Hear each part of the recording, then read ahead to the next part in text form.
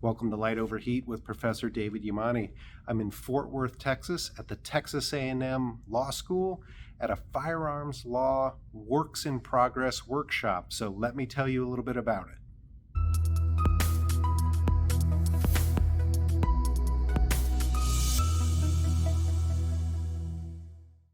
This is the 5th annual Firearms Law Works in Progress workshop that is alternating between the Duke University Law School's Firearms Law Center and the newly established University of Wyoming School of Law Firearms Research Center. This is the third time I've attended the conference, but the first time I've presented, and it was a little bit nerve-wracking because of the 16 attendees, there were only 2 of us who were not law professors or law students. So it's sort of like jumping right into that lawyer viper's pit. I took the opportunity to present my work on the history of concealed carry laws. And as some of you know, I've tried to distill a clear, historically accurate, but accessible history of the development of concealed carry laws over time. This is going to be a chapter in my book, In Progress on Gun Culture 2.0. So it was a really great opportunity for me to get feedback from scholars who are working right in this area.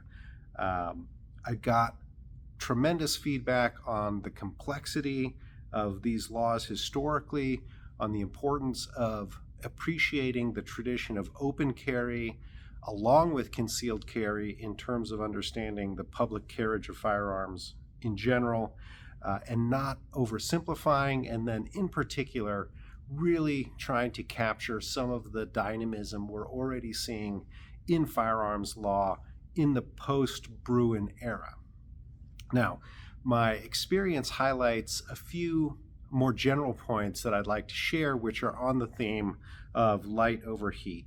The first is that the Bruin decision overturning New York Sullivan's law has really created incredible dynamism among scholars who are grappling with both how the decision was made and, even more importantly, what the implications are of that decision for firearms regulations and gun rights in lots of different areas, and this is going to be sorted out for years to come.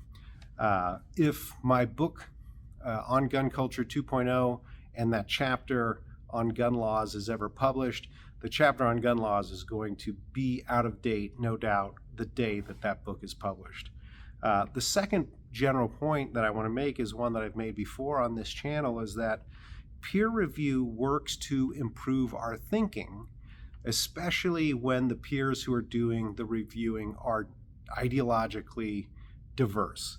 So at the risk of simplification, and I don't know all of the people here intimately, but if I were to have to say, of the 15 participants other than myself, 8 of them were more sympathetic to Second Amendment rights, and 7 of them were more sympathetic to firearms regulation. So really a diverse group of people, and not all of them sympathetic or to rights or sympathetic to regulation in the same way. So a lot of intellectual diversity here, and getting feedback from people who come from diverse backgrounds makes my work better. So I'm grateful for that opportunity, and it's really a point that I encourage people to generally surround yourself with people who think differently from you. You already know what you think. Why don't you find out more about what other people think?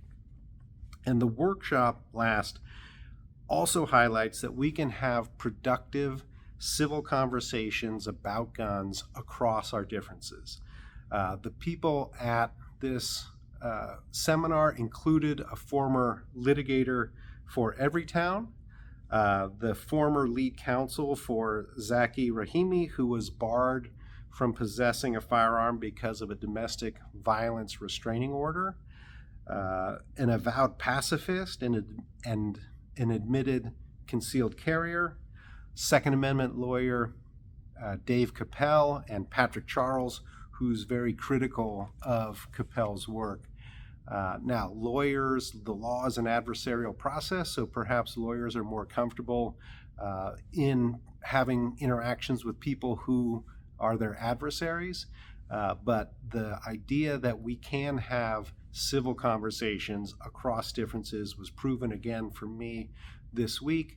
The fact that our meeting was off the record, I think, is helpful. The fact that there were no cameras or audio recordings being made so that people could focus on conversing with one another and not worry about what other people might think about what they're saying, or showboating or virtue signaling or any of that. So I encourage people, again, to bring light over heat to the issue of guns. Consider having interactions on a face-to-face basis with people who differ from you in an empathetic manner. We need much more of that in today's world.